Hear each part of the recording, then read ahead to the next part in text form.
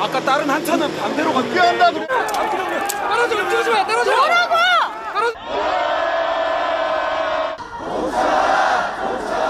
Presiden Korea Selatan Yoon Suk Yeol secara mendadak mengumumkan darurat militer pada Selasa 3 Desember 2024. Pengumuman itu menggegerkan negeri K-pop.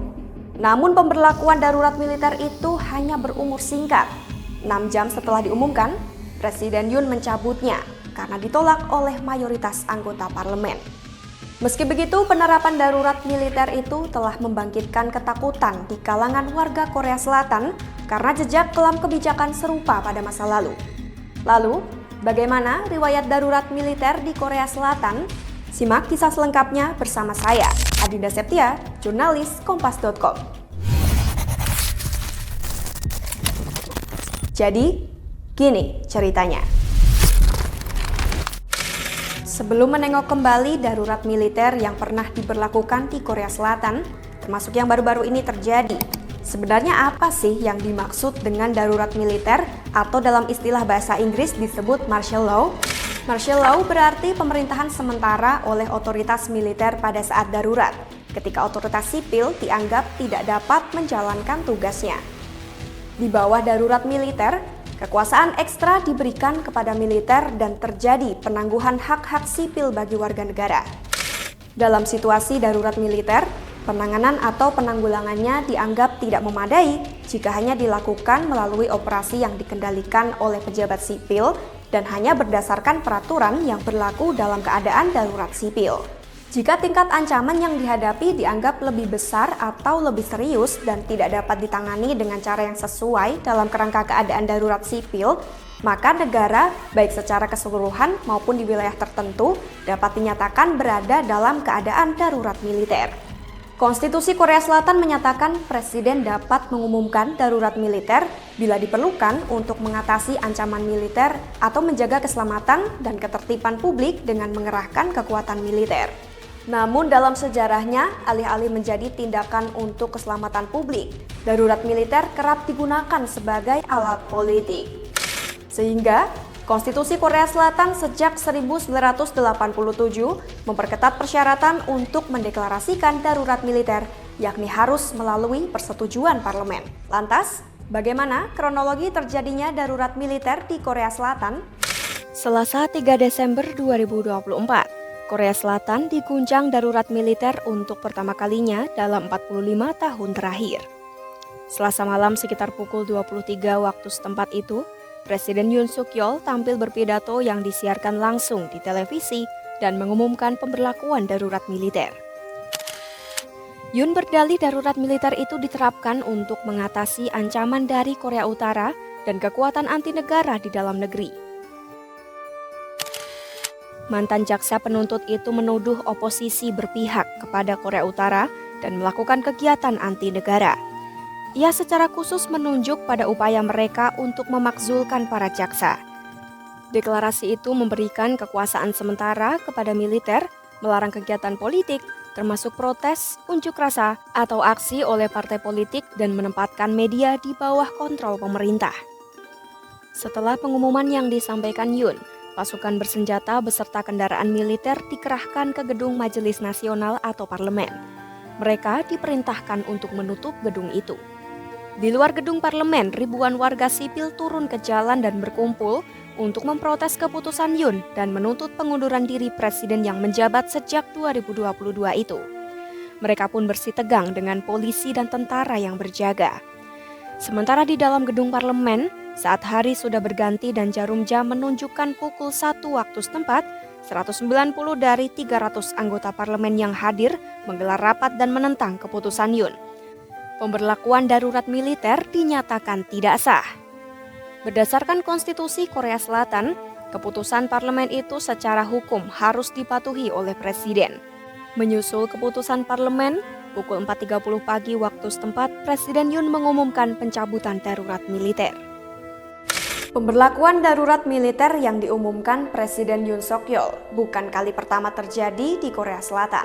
Negara itu memiliki sejarah panjang pemberlakuan darurat militer yang meninggalkan kenangan traumatis karena menimbulkan banyak kematian warga sipil. Sebelum geger darurat militer di penghujung tahun ini, kebijakan itu terakhir kali diberlakukan pada 27 Oktober 1979 oleh Perdana Menteri Chae Kyi-wah. Kala itu darurat militer diberlakukan setelah Presiden Park Chung-hee yang merebut kekuasaan dalam darurat militer 1961 terbunuh. Di bawah tekanan sekelompok pemimpin militer yang dipimpin Jenderal Chon Do-hwan, Choi yang saat itu menjabat presiden memperpanjang darurat militer sampai 1980. Selama masa darurat militer itu, ia melarang aktivitas partai politik yang memicu protes keras kelompok pro-demokrasi. Ratusan orang tewas akibat tindakan keras mematikan sebelum darurat militer akhirnya dicabut pada 1981. Namun, partai politik baru diperbolehkan kembali beraktivitas pada 1987 beserta pemulihan hak-hak sipil lainnya. Sebelum masa itu, Korea Selatan juga pernah menetapkan status darurat militer pada 1948. Itu pertama kalinya Korea Selatan menetapkan darurat militer saat negara itu baru beberapa bulan resmi berdiri. Ketika itu, Presiden pertama Korea Selatan, Syngman Lee, bekerja sama dengan AS untuk menekan pemberontak yang dipimpin kalangan komunis. Pada 1952, ia memberlakukan lagi darurat militer saat Perang Korea berkecamuk. Pada masa kediktatoran militer setelah Perang Korea sekitar 1950 hingga 1953, para pemimpin Korea Selatan sering mengumumkan keadaan darurat militer untuk menggerakkan pasukan militer, tank, dan kendaraan lapis baja ke jalan atau tempat umum untuk mencegah demonstrasi anti pemerintah. Pada beberapa rezim pemerintahan selanjutnya, darurat militer juga diterapkan saat Korea Selatan mengalami periode penuh gejolak termasuk kudeta militer. Pada 16 Mei 1961, diktator Park Chung-hee memimpin sejumlah pasukan menuju Seoul pada dini hari. Itu merupakan kudeta militer pertama di Korea Selatan. Selama masa pemerintahannya, Park Chung-hee juga beberapa kali mengumumkan keadaan darurat militer untuk memadamkan aksi protes dan menangkap para pengkritiknya. Ia memimpin Korea Selatan selama hampir 2 dekade sebelum dibunuh oleh kepala dinas mata-mata pada 1979. Tak lama setelah kematian Park, pada Desember 1979, Majen Chon Do-hwan memimpin konvoi tank dan pasukan ke Seoul yang menandai kudeta militer kedua di negara itu. Tahun berikutnya, Chon melancarkan operasi militer untuk meredam pemberontakan yang dipimpin kelompok pro-demokrasi di Gwangju. Operasi itu terkenal sebagai pembantaian Gwangju karena dilakukan dengan cara yang sangat brutal hingga mengakibatkan sedikitnya 200 orang tewas. Pada musim panas 1987, protes besar-besaran memaksa pemerintahan Chon menyetujui pemilihan presiden langsung. Mitra militernya Roh Tae-woo yang sebelumnya terlibat dalam kudeta yang dipimpin Chon pada tahun 1979 memenangkan pemilihan presiden tersebut karena suara kandidat dari oposisi terpecah. Korea Selatan kini tengah mengalami ketidakstabilan setelah penerapan darurat militer 6 jam oleh Presiden Yoon Suk Yeol. Buntut keputusannya yang dinilai gegabah, Yoon harus menghadapi ancaman pemakzulan yang digalang partai-partai oposisi. Seruan pemakzulan dan penangkapan Yoon juga dilontarkan warga dalam unjuk rasa. Tak hanya itu, Yoon juga ditetapkan menjadi tersangka oleh Kejaksaan Korea Selatan dengan tuduhan penyalahgunaan kekuasaan dan penghasutan.